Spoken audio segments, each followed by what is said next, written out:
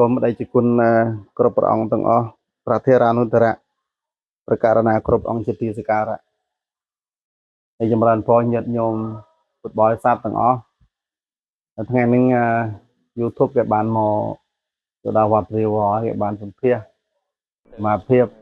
គេសួរជាភាសាវៀតណាមខ្ញុំកណាអាភិបក៏ផ្លេជាភាសាខ្មែរដើម្បីជាការផ្សព្វផ្សាយនៅកម្មវិធីបានគេដល់ដេចគុណ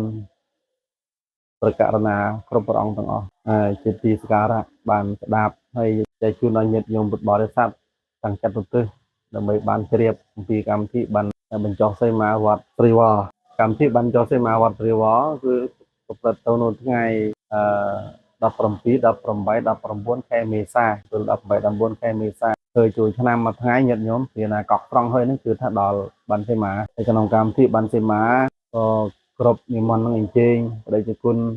ញាតិញោមបរិស័ទគ្រប់ចតុទិសទាំងអស់និមន្តនឹងអញ្ជើញមកចូលរួមកម្មវិធីដើម្បីរួមចំណែកបានកសលជាមួយនឹងខ្ញុំបករណាសមាភិបនិងគណៈកម្មការពុទ្ធបរិស័ទចំណុះជើងវត្តព្រាវរផងក៏ដូចជាញាតិញោម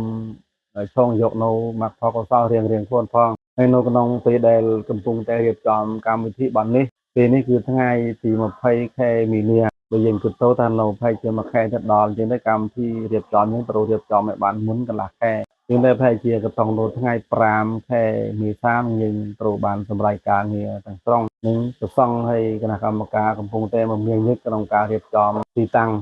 ពុទ្ធមណ្ឌលហើយនឹងមហាសាលរោងផតគ្រប់បែបសពយ៉ាងអស់ក្នុងវត្តនេះទន្ទឹមនឹងការផ្សព្វផ្សាយនៅកម្មវិធីបានជូនញាតិញោមហើយនឹងការអញ្ជើញសមាជិកសូមបវរណាញាតិញោមបរិស័ទជិតថ្ងៃទាំងអស់សូមមេត្តាចូលរួមកុសលតាមវិធីច្រាស់ថ្លានឹងតាំងពីអង្គក្តីទឹកទឹកក្តីទឹកត្រីក្តីរបស់ប្រើប្រាស់ផ្សេងដែលតម្រូវការប្រើប្រាស់ក្នុងវត្តនៅក្នុងកម្មវិធីបានពិសេសគឺប្រើប្រាស់ទៅខាងភោជនាហារទាំងមូលនេះរបស់ណាញាតិញោមមានវិធីច្រាស់ថ្លាជួយបានក៏ជួយតាមវិធីច្រាស់ថ្លាទៅបីមកក្រុងមកបោពីបោមកកេះជាកេះទឹកក្តោយទឹកស្អៀវទឹកត្រី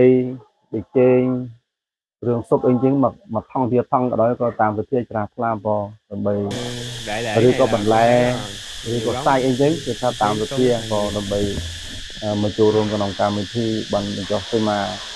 វត្តព្រាវរការវរណាប៉ុណ្ណឹងក៏ឃើញថាសំតាមពេលវេលាហើយខ្ញុំបករណា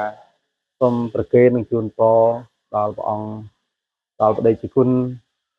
បដិចាស់ប្រគុណប្រធារានុត្តរៈគ្រប់ព្រះអង្គទាំងអស់ហើយនឹងញាតិញោមពុទ្ធបរិស័ទជូនពរដល់ញាតិញោមបរិស័ទទាំងអស់សូមបានប្រកបតែសេចក្តីសុខសេចក្តីចម្រើនមានប្រាសុខុមាលភាពនិងសុខភាពល្អបរិបូរណ៍ប្រច័ណ្ឌនឹងអាយុជាង100ប្រាក់វស្សាតទៅមានខានឡើយសូមអនុមោទនា